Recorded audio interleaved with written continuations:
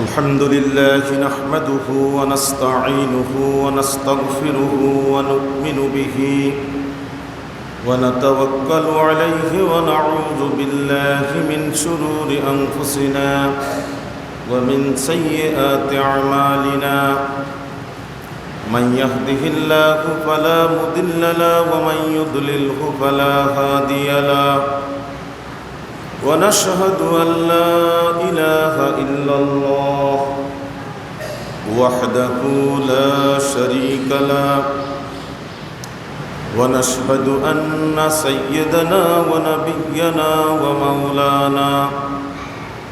ومولانا محمدا عبده ورسوله الذي أرسله بالحق بشيرا ونذيرا وداعيا إلى الله بإذنه وسراجا منيرا وقد قال الله تعالى في كلامه المجيد وفرقانه الحميد أعوذ بالله من الشيطان الرجيم بسم الله الرحمن الرحيم يا أيها الذين آمنوا قوا أنفسكم وأهليكم نارا وقودها الناس والحجارة عليها ملائكة غلاظ شداد لا يعصون الله ما أمرهم ويفعلون ما يؤمرون إن الله وملائكته يصلون على النبي يا أيها الذين آمنوا صلوا عليه وسلموا تسليما اللهم صل على سيدنا مولانا محمد وعلى آل سيدنا مولانا محمد اللهم صل على سيدنا مولانا محمد وعلى آل سيدنا مولانا محمد بلغ العلا بكماله كشف الدجى بجماله حسنت جميع خصاله صلوا عليه وآله بلغ العلا بكماله كشف الدجى بجماله حسنت جميع خصاله صلوا عليه وآله اللهم صل على محمد وعلى آل محمد كما صليت على إبراهيم وعلى آل إبراهيم إنك حميد مجيد اللهم بارك على محمد وعلى آل محمد كما باركت على إبراهيم وعلى آل إبراهيم إنك إنك حميد مجيد সম্মানিত উলামায়ে কেরাম, সম্মানিত মুসল্লিয়ানে ইজাম, মহান রব্বুল ইজ্জতের শুকর আদায় করি সকলে মিলে আলহামদুলিল্লাহ। রাসূলুল্লাহ সাল্লাল্লাহু আলাইহি ওয়াসাল্লামের শানে কয়েকবার সালাতু সালাম করেছি। আল্লাহ তাআলার কাছে দোয়া করি আল্লাহ যেন আমাদের সালাতু সালাম রাসূল মকবুল সাল্লাল্লাহু আলাইহি ওয়াসাল্লামের রওজা মুবারকে পৌঁছিয়ে দেন। আল্লাহর পক্ষ থেকে সালাতু সালাম কবুল করে নেন, আল্লাহুম্মা আমিন। সম্মানিত উপস্থিতি, গত জুমাতে আমরা আলোচনা করেছিলাম নামাজের ফরজ এবং ওয়াজিব সমূহ। নামাজের ফরজ যদি লঙ্ঘন হয়ে যায় নামাজ বরবাদ হয়ে যাবে। ওয়াজিব যদি লঙ্ঘন হয় সহু সিজদার মাধ্যমে নামাজ শুদ্ধ হয়ে যাবে। এই জন্য নামাজের ফরজ এবং ওয়াজিবগুলির দিকে নামাজি ব্যক্তিদেরকে যথাযথভাবে খেয়াল রাখা দরকার। এগুলি শেখা দরকার, জানা দরকার, পড়া দরকার, বোঝা দরকার, আমল করা দরকার। আজকে আমাদের নামাজের সৌন্দর্য, এই নামাজের সৌন্দর্য ফিরিয়ে আনার জন্যে নিজেকে আগে পরিশুদ্ধ করতে হবে। নিজেকে যদি আমরা পরিশুদ্ধ করতে পারি, আত্মগঠন করতে পারি, আত্মার পরিশুদ্ধতা লাভ করতে পারি, পবিত্রতা লাভ করতে পারি, সমস্ত ইবাদত সুন্দর হবে। তার আগে আমাদেরকে আমরা কেন আত্মগঠন করব, আত্মশুদ্ধি করব? আত্মশুদ্ধি ছাড়া ইবাদত সুন্দর হয় না। আল্লাহর ভয় অন্তরে বসে না, স্থায়ী হয় না। এ কারণ আল্লাহর ভয়কে জাহান্নামের ভয়, জাহান্নামের মারাত্মক যে আযাব, আযাবের কথা স্মরণ করে, আল্লাহর ভয়ের কথা স্মরণ করে আত্মশুদ্ধি অর্জন করতে হবে। যদি আত্মশুদ্ধি অর্জন করতে পারি দুনিয়ার এই জীবনে হায়াতে, তাহলে পরে দুনিয়ার সমস্ত নেকামলের কাজ যেগুলি করব এগুলি সৌন্দর্যে পরিণত হবে, সুন্দরভাবে ফুটে উঠবে। আল্লাহ তাআলা সৌন্দর্যময় ইবাদত, পবিত্রতম ইবাদতগুলি, নেকামলগুলি বান্দার কাছ থেকে গ্রহণ করতে চান। আল্লাহ যেভাবে গ্রহণ করতে চান আমাদেরকে সে পদ্ধতিতে, সেই নিয়মে আমাদেরকে সেই কাজগুলি, ইবাদতগুলি যথাযথভাবে করতে হবে। আল্লাহ রাব্বুল আলামিন কোরআনে কারীমের ভিতরে বলেন, ইয়া আইয়ুহাল্লাযীনা আমানু কু আনফুসাকুম ওয়া আহলিকুম নারা। ও ঈমানদারেরা, ঈমানের দাবি যারা করতেছ, আল্লাহ তাআলার মর্মন্তুদ জাহান্নামের আগুন থেকে তোমরা নিজেদেরকে রক্ষা করো, নিজেদেরকে বাঁচাও। জাহান্নামের ভয়াবহতা, মারাত্মক আযাব থেকে তোমরা নিজেরা, ঈমানদারেরা নিজেরা বেঁচে থাকো। আর সাথে সাথে তোমাদের আহাল, পরিবার পরিজন যারা রয়েছে, পরিবারভুক্ত তোমার সাথে যারা রয়েছে, তাদেরকেও একই নিয়মে জাহান্নামের আযাব থেকে, জাহান্নামের মারাত্মক আগুন থেকে তাদেরকেও বাঁচাও। যদি নিজেরা না বাঁচো, আহালকে না বাঁচাও, তাহলে পরে খেয়াল করো আল্লাহ তাআলা বলতেছেন এই মর্মান্তিক ভয়াবহ জাহান্নামের ইন্ধন হবে, সেখানে জ্বালানি হবে। ওয়াকুদুহান নাসু ওয়াল হিজারা, মানুষ এবং পাথর এক সমানে আল্লাহ তাআলা জাহান্নামের আগুনে তাদেরকে আগুন দিয়ে দগ্ধ করবেন, জ্বালাবেন, পোড়াবেন। সেখানে জাহান্নামে অপরাধীদেরকে ফেলানো হবে, মানুষদেরকে। এক শ্রেণীর মানুষ আল্লাহর বিধানের তোয়াক্কা যারা করে নাই, নিজের আত্মার পরিশুদ্ধি অর্জন যারা করে নাই, তাদেরকে জাহান্নামে দিবেন। আর জাহান্নামের ক্ষুধা নিবারণ করার জন্যে আল্লাহ তাআলা বিরাট বিরাট পাহাড়কে, পাথরকে জাহান্নামের ভিতরে ফেলে দিবেন।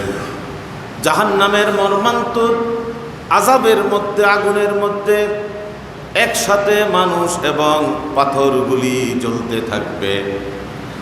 জাহান্নামের ভিতরে পাথর দেওয়ার কারণে পাথরের উত্তপ্ততা আগুনকে আরো মারাত্মকভাবে বৃদ্ধি করবে। আল্লাহু আকবার। এই জাহান্নামের ভয়াবহতা থেকে তোমরা বেঁচে থাকো। ঈমান যারা এনেছো ইমানদার দাবি করো, তোমরা বাঁচো। কে বলতেছে? আল্লাহ তাআলা বলতেছে।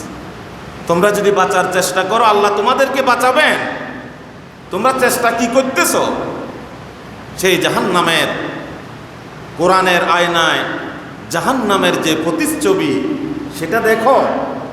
কোরআনের পরতে পরতে জাহান্নামের বর্ণনা আল্লাহ তাআলা তুলে ধরেছেন। এই জাহান্নাম থেকে বাঁচতে হলে আত্মার পরিশুদ্ধি, নিজেকে পবিত্র রাখো, আহালকে পবিত্র রাখো, অপবিত্রতার সাথে জড়িত হইও না। এই অপবিত্রতা হচ্ছে সমস্ত গুনাহের কাজ। যদি এটা থেকে বাঁচতে পারো ইবাদত সুন্দর হয়ে যাবে, তোমার ইবাদতের ভিতরে সৌন্দর্য ফুটে উঠবে, ইবাদতের চেহারা খুলে যাবে, ঝলমলে ইবাদত হবে। তুমি সবসময় আল্লাহর ভয় জাগ্রত রাখো নিজের অন্তরে, এরপরে নামাজে দাঁড়িয়ে যাও। যদি এটা না করো তাহলে পরে এই জাহান্নামের ইন্ধনে তুমি পরিণত হবে। আল্লাহ তাআলা জাহান্নামের ভিতরে এমন ফেরেশতাদেরকে রেখেছেন, আল্লাহ তাআলা বলতেছেন ওয়াকুদুহান নাস ওয়াল হিজারাতু আলাইহা মালাইকাতুন গিলাজুন শিদাদুন লা ইয়াসুনাল্লাহা মা আমারাকুম ওয়া ইয়াফআলুনা মা ইউমারুন। জাহান্নামের প্রহরী হিসেবে জাহান্নামের আযাব বৃদ্ধি করার জন্যে, জাহান্নামীদেরকে গ্রেপ্তার করার জন্যে, ধরার জন্যে, আযাব দেওয়ার জন্যে আল্লাহ তাআলা এমন ফেরেশতা নিযুক্ত করে রেখেছেন। তাদের দুইটি বৈশিষ্ট্য আল্লাহ তাআলা বর্ণনা করেছেন। জাহান্নামে যেই ফেরেশতা রেখেছেন এই ফেরেশতাদের একটি বৈশিষ্ট্য হচ্ছে গিলাস। এরা হচ্ছে সবচেয়ে নির্মম প্রকৃতির ফেরেশতা। এদের কাছে কোনো মায়া মমতা নাই, উদারতা নাই, ভালোবাসা নাই, প্রেম প্রীতি, ভালোবাসা, আন্তরিকতা, উদারতা, ভালো ব্যবহার কোনো কিছু তাদের কাছে নাই। আল্লাহ তাআলা তাদেরকে এমন বৈশিষ্ট্য দান করেছেন, সেটি হচ্ছে নির্মম, ভয়ঙ্কর। কোনো মর্ম বেদনা তারা তোমার বুঝবে না, তোমার কোনো কিছু তারা বুঝবে না। তারা নির্মমভাবে তোমাকে গ্রেপ্তার করবে। সে কথা স্মরণ রেখে তুমি তোমার ইবাদত সৌন্দর্যময় করো যাতে বেঁচে যাইতে পারো। আল্লাহ তাআলা বলেছেন শুধু তারা নির্মম নয়, গিলাজুন শিদাদ, তাদের আরেকটি বৈশিষ্ট্য হচ্ছে তারা গিলাজের পাশাপাশি, নির্মমতার পাশাপাশি তারা হচ্ছে অত্যন্ত কঠোর, কঠোর স্বভাবে। জাহান্নামের ফেরেশতাদেরকে অপরাধীরা দেখলেই হজম হয়ে যাবে। আল্লাহু আকবার। তাদের ভয়ঙ্কর চেহারা, আক্রমণের ধরন, কঠিন পরিস্থিতি, এটা দেখার সাথে আল্লাহ দুইটা গুণাগুণ বর্ণনা করেছেন। গিলাজুন শিদাদ। ও বান্দারা এগুলি শুনো, ইমানদারেরা এগুলি শুনে সতর্ক হয়ে যাও। এদের মুখোমুখি হইও না। এদের মুখোমুখি হইলে বাঁচতে পারবা? বাঁচতে পারবা না। গিলাজুন শিদাদ, কঠোর প্রকৃতির নির্মমতা তাদেরকে পেয়ে বসেছে। এটা আল্লাহ তাদেরকে দিয়েছেন, সেভাবে আল্লাহ তাআলা এই ফেরেশতাদেরকে সৃষ্টি করেছেন। সেখানে কোনো সম্মান নাই, কোনো মর্যাদা নাই, আদর কদর নাই, সমাধান নাই। যত সব সমাদর, আদর, ভালোবাসা, আন্তরিকতা, মর্যাদা, সম্মান সব কিছু জান্নাতীদের সাথে জড়িত। সব কোথায়? জান্নাতীদের সাথে জড়িত। সেখানে তোমাকে সালাম দেয়া হবে, সালামুন আলাইকুম তিবতুম ফাদখুলুহা খালিদিন। সেখানে সালাম জানাবে জান্নাতীদেরকে। সেই পথ ধরো, সেই পথ অনুসরণ করো। সেই পথে যাতে আল্লাহ তোমাকে পরিচালিত করে, আল্লাহ যাতে তোমাকে ফেরেশতাদের মাধ্যমে সালাম দেয়, তোমাকে যাতে ফেরেশতাদের মাধ্যমে অভিবাদন, সুস্বাগতম, অভিনন্দন জ্ঞাপন করার মধ্য দিয়ে মেহমানের মতো তোমাকে যাতে জান্নাতের দিকে নিয়ে যেতে পারে, তোমার আত্মাকে পরিশুদ্ধ করো। সেই পথে তুমি চলো, ওই পথ ধরিও না। গিলাজুন মালাইকাতুন গিলাজুন শিদাদ, ওই নির্মম প্রকৃতির, মহানির্মম প্রকৃতির ফেরেশতা, নির্মমতায় যারা এই বৈশিষ্ট্য দিয়ে তাদেরকে আল্লাহ তাআলা তরতাজা করে রেখেছেন, তারা অপরাধীদেরকে পাওয়ার সাথে সাথে পাকড়াও করে ধরবে, এই শক্ত ধরার মধ্য দিয়ে তারা জাহান্নামের আগুনে তোমাদেরকে নিক্ষিপ্ত করবে, কঠোর প্রকৃতি। এরপর আল্লাহ তাআলা বলছেন লা ইয়াসুনাল্লাহ মা আমারাহুম, এই ধরনের ফেরেশতারা, কোন ফেরেশতাই আল্লাহর অবাধ্য নয়, তারা অপেক্ষায় থাকে আল্লাহর নির্দেশে। আল্লাহ কখন কি নির্দেশ দেন, বা আমারাহুম, তাদেরকে আল্লাহর পক্ষ থেকে যে নির্দেশ দেয়া হয়, ওয়া ইয়াফআলুনা মা ইউমারুন, সাথে সাথে তারা এটা করার জন্য বাধ্য, এটা করে। সুতরাং এই ফেরেশতাদের হাত থেকে বাঁচার জন্যে তোমার আমলকে সুন্দর করো। তোমার আমল তখন সুন্দর হবে, তোমার নামাজ তখন সুন্দর হবে যখন তুমি তাসকিয়ায়ে নাফস, আত্মার পরিশুদ্ধতা অর্জন করবে। আত্মার ভিতরে যত খারাপ খায়েশ আছে, ইচ্ছা আছে, এগুলিকে দূর করো, গুনার কাজ পরিত্যাগ করো। তুমি তোমাকে নিয়ে হিসাব করো, এক একটি তোমার অপরাধ, খারাপ স্বভাব, এগুলি খুঁজে খুঁজে বের করো, এক একটা তোমার জীবন থেকে তুমি বাদ দাও, আল্লাহর প্রিয় বান্দা হয়ে যাও। আর এভাবে করে তুমি জাহান্নাম থেকে বাঁচতে পারবে। তুমি বাঁচো, তোমার আহাল, পরিবার পরিজন, ছেলে মেয়ে, স্ত্রী, তাদেরকে তুমি বাঁচানোর চেষ্টা করতে থাকো সেই জাহান্নাম থেকে। সম্মানিত ভাইরা, আমাদের নামাজ হতে হবে সৌন্দর্যময়। কোরআনে কারিমে যে নামাজ আদায় করার জন্য আল্লাহ তাআলা বলেছেন, সফল আল্লাহর বান্দা, সফল মুমিন কারা? আল্লাহ তাআলা বলেছেন কদ আফলাহাল মুমিনুন, মুমিনেরা সফল হয়ে গেছে, সব মুমিন নয়। এক শ্রেণীর একদল মুমিন আল্লাহর দরবারে সফল হয়ে গেছে। কদ আফলাহাল মুমিনুন, অবশ্যই সফলতা লাভ করেছে। তারা কারা? ওই সফলতা লাভকারী মুমিনরা হচ্ছে আল্লাযীনা হুম ফি সলাতিহিম খাশিউন, যারা তাদের নামাজে বিনয় অবলম্বন করেছে, নামাজের ভিতরে অহমিকা, অমনোযোগিতা সব পরিহার করে নামাজে দাঁড়িয়েছে একমাত্র আল্লাহর জন্যে। সেই নামাজ তোমরা অনুসরণ করো। আল্লাহর নবী জনাবি মুহাম্মদুর রাসূলুল্লাহ সাল্লাল্লাহু আলাইহি ওয়াসাল্লাম যখন তার জীবনে কোনো পেরেশানি অনুভব করতেন, অশান্তি অনুভব করতেন নিজের জীবনে, এই অশান্তি থেকে মুক্ত হওয়ার জন্যে রাসূল করিম সাল্লাল্লাহু আলাইহি ওয়াসাল্লাম নামাজে দাঁড়িয়ে যেতেন।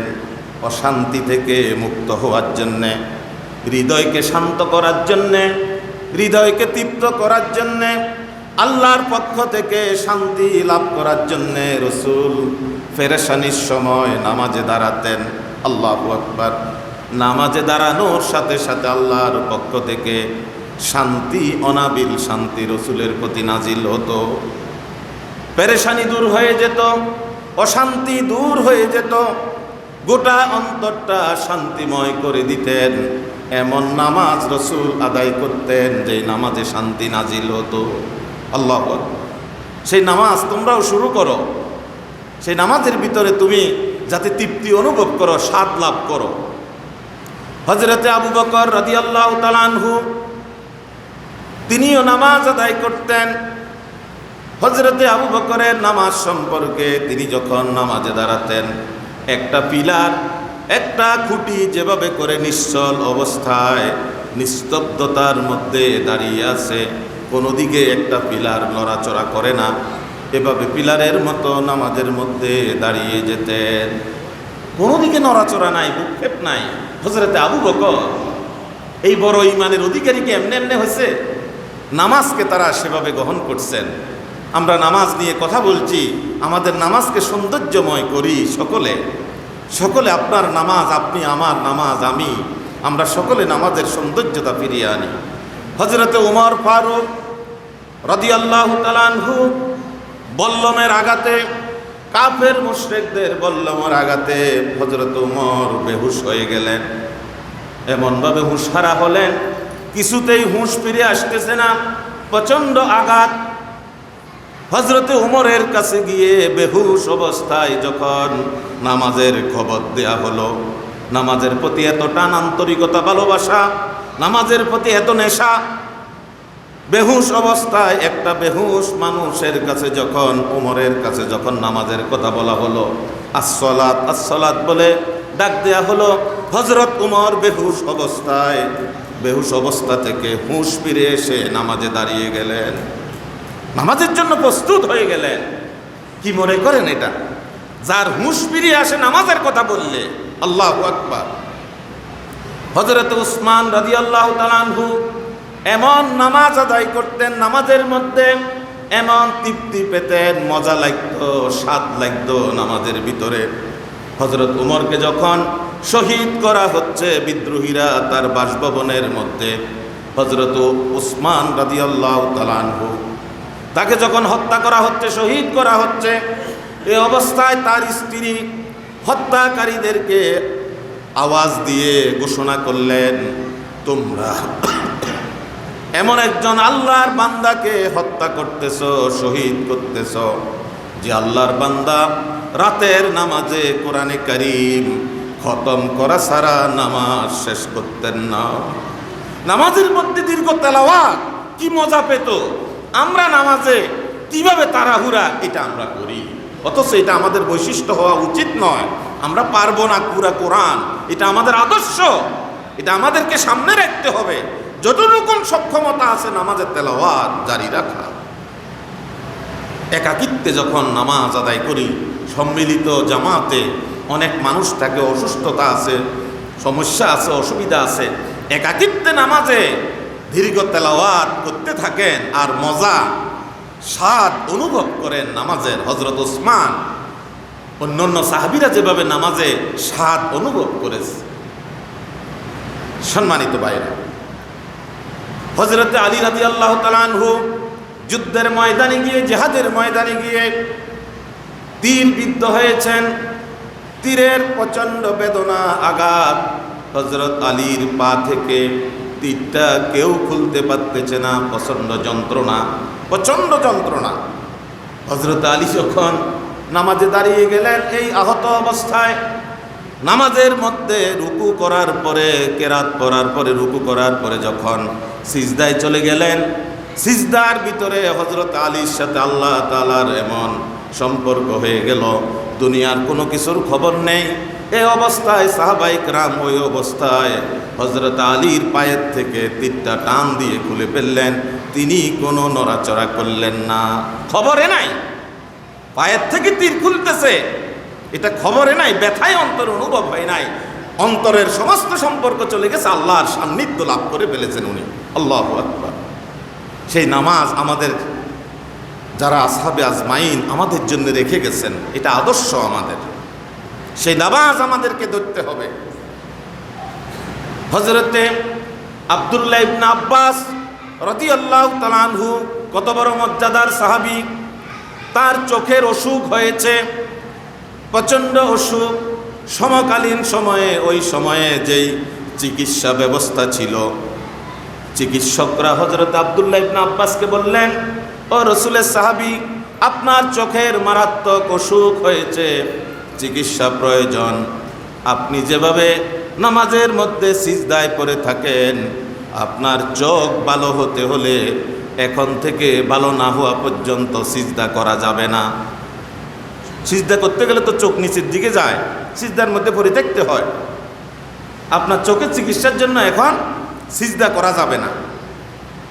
হযরত আব্দুল্লাহ ইবনে আব্বাস চিকিৎসকের কথা শুনলেন, শোনার পরে তিনি ঘোষণা করলেন, যেই চিকিৎসার কারণে আমি আমার রবের সান্নিধ্য থেকে বঞ্চিত হয়ে যাব, সিজদা নামক নেয়ামত থেকে আমি বঞ্চিত হব, ওই চিকিৎসা আমি আব্দুল্লাহ ইবনে আব্বাসের প্রয়োজন নাই। ওনারা দুনিয়াকে কিচ্ছু মনে করতেন না। যদিও চিকিৎসা গ্রহণ করা হালাল, এটা মনে করবেন আপনি চিকিৎসা গ্রহণ করলে এটা হালাল করতে পারেন, কিন্তু উনাদের ঈমান এমন উঁচু স্তরে ছিল, উনারা চিকিৎসাটাকে একেবারে নিষ্প্রয়োজন মনে করছেন। আল্লাহু আকবার, আল্লাহু আকবার। আল্লাহ সান্নিধ্য কতটুকু লাভ করতেন তারা সিজদায় গিয়ে। সুবহান রাব্বিয়াল আলা, প্রাণ খুলে, মন খুলে এটা পড়বেন সিজদায় গিয়ে। কিসের তাড়াহুড়া, কিসের তাড়াহুড়া? কে আপনাকে তাড়াহুড়া করতে বলে? আপনি তো রবের কাছে হাজিরা দিতে আসছেন। আপনি মসজিদে ঢুকে গেছেন, আল্লাহুম্মা ফতাহলি আবওয়াবা রাহমাতিক, আপনি এই ঘোষণা দিলেন, ও আল্লাহ আপনার রহমতের দরজা আমার জন্য কি করে দেন, খুলে দেন। তো রহমত লাভ করতে সে তাড়াহুড়া কিসের এত পেরেশানি? মসজিদে আসলে পুরা অঙ্গ প্রত্যঙ্গ সব ঝেড়ে ফেলে দিয়ে সিজদায় চলে যান, যাই আদায় করেন, নামাজ যাই পড়েন, ফরজ হোক সুন্নত হোক নফল হোক, সিজদায় গিয়ে তৃপ্ত লাভ করেন, রব্বুল ইজ্জতের তাসবিহগুলি ঠিক মতে পড়েন, এরপরে নামাজের সালাম পিরান দোয়া মুনাজাত করে এরপরে যান। শরীর ভালো লাগবে, অন্তর পরিতৃপ্ত হবে। হযরতে আবু তালহা আনসারী, রসুলের আরেকজন সাহাবী, তিনি তার নিজস্ব একটা বড় বাগান ছিল মদিনাতে, ওই বাগানের মধ্যে তিনি কাজ করতেন। নামাজ অবস্থায় বাগানের ফলের গাছের মধ্যে পাখি এসেছো মারল, পাখি চলে আসলো, পাখির দিকে নামাজ অবস্থায় পাখির দিকে একটু নজর দেওয়ার কারণে হযরত আবু তালহা আনসারী নামাজের রাকাত ভুলে গেছেন। পাখির দিকে একটু নজর যাওয়ার কারণে নামাজের রাকাত ভুলে গেছেন আবু তালহা আনসারী রাদিয়াল্লাহু তাআলা আনহু। তিনি যখন নামাজের রাকাত সংখ্যা ভুলে গেলেন, এরপরে নামাজকে শুদ্ধ করে নামাজ আদায় করলেন। নামাজ আদায় করার পরে তার মনে এমন ভাবনার উদয় হলো, তিনি চিন্তা করতে লাগলেন, আমার নামাজ কি কারণে ভুলে গেলাম আজকে হঠাৎ করে, নামাজে কেন অমনোযোগিতা আসলো। চিন্তা করে দেখলেন, এই যে বিশাল বাগান দুনিয়ার সম্পদ, এই সম্পদের মোহে পড়ার কারণে তার নামাজটা অনেকটা নষ্ট হতে চলেছিল। তিনি চিন্তা করে সিদ্ধান্ত নিলেন যে এই দুনিয়ার সম্পদের কারণে আমার আখিরাত বিনষ্ট হয়ে যাচ্ছে, নষ্ট হয়ে যাচ্ছে, এই সম্পদ আমার কাছে আখিরাতের থেকে একবারে নগণ্য। তিনি সাথে সাথে সিদ্ধান্ত নিলেন, রাসূলুল্লাহ সাল্লাল্লাহু আলাইহি ওয়াসাল্লামের দরবারে হাজির হয়ে গেলেন। তিনি ঘোষণা করলেন, ইয়া রাসূলুল্লাহ, আমার ওই বিরাট বাগানটা আমার নামাজের জন্য বাধা হয়ে দাঁড়িয়েছে, আমার নামাজ বরবাদ হয়ে যাচ্ছে এই বাগানের কারণে। আমি এই বাগান চাই না, আর আমি আপনার হাতে তুলে দিলাম এই বাগানের মালিকানা, আপনি আল্লাহর পথে খরচ করে দেন এই বাগানকে। আল্লাহু আকবার, আল্লাহু আকবার। এটি ছিল সাহাবীদের আদর্শ, তাদের জীবন, তাদের নমুনা। এগুলি সবগুলি আমাদেরকে অনুসরণ করতে হবে। যারা অনুসরণ করতে পারে তাদের তাসকিয়ায়ে নফস, অন্তরের পরিচ্ছন্নতা, পবিত্রতা তারা হাসিল করতে পারে। আর যারা পারে না তারা তো তাদের মতোই চলে, তাদের নামাজ সেরকম হবে। হযরত আব্দুল্লাহ ইবনে জুবায়ের রাদিয়াল্লাহু তাআলা আনহু, তিনিও নামাজে দাঁড়াতেন। তিনি নামাজে দাঁড়ালে হযরত আবু বকরের মতো ফিলারের মতো মনে করতেন, লোকেরা নড়াচড়া নাই, কিছু নাই, নামাজে স্থির দাঁড়িয়ে আছেন আর তেলাওয়াত চলতেছে নামাজের ভিতরে। লোকেরা নামাজ শেষ হলে জিজ্ঞেস করলো, আব্দুল্লাহ ইবনে জুবায়ের, আপনি যখন নামাজে দাঁড়িয়ে যান তখন ফিলারের মতো নিশ্চল হয়ে যান, নিস্তব্ধ হয়ে যান, কোনো দিকে কোনো নড়াচড়া, কোনো মনোযোগিতা আমরা দেখি না, শুধু নামাজ নিয়ে আপনি ব্যস্ত থাকেন, এটা কিভাবে সম্ভব? হযরত আব্দুল্লাহ ইবনে জুবায়ের মানুষদেরকে জবাব দিলেন, তোমাদের কি সেই আয়াতের কথা মনে নাই? নামাজের ভিতরে যে খুশু রক্ষা করার জন্যে আল্লাহ তাআলা বলেছেন, নামাজের ভিতরে খুশু অবলম্বন করো, বিনয়, নম্রতা, মনোযোগিতা, ধীরস্থিরভাবে নামাজ আদায় করো, নিশ্চলভাবে খুঁটির মতো দাঁড়িয়ে থাকা, আর নামাজে তেলাওয়াত করা, তাসবিহ তাহলিল, নামাজের হুকুম আহকাম সবগুলি পালন করা, এটা হচ্ছে আমি যেভাবে পড়ি, এটাই হচ্ছে নামাজের সেই খুশু। সেই খুশু সবাই অনুসরণ করি। সেই নামাজ এদিক সেদিক হাত নাড়াচড়া করা, চক্ষুকে এদিক সেদিক ঘুরানো ফিরানো, অমনোযোগিতা, এগুলি সব আস্তে আস্তে পরিহার করি, নামাজকে সৌন্দর্যময় করি। সেই নামাজ আমার নাজাতের কারণ হবে, শুধু নাজাতের কারণ না, এই নামাজ আমাকে আলো দিবে, আমার দলিল হবে নাজাতের জন্য। আল্লাহর দরবারে দলিল হিসেবে নামাজ দাঁড়িয়ে যাবে। সেটা আমাদের সবাইকে অর্জন করা দরকার। নিজেরা অর্জন করব, পরিবার পরিজনের মাঝে এটা বিস্তার করব, বিস্তার ঘটিয়ে দেব, তাদের মধ্যে এটা চালু করে দিব।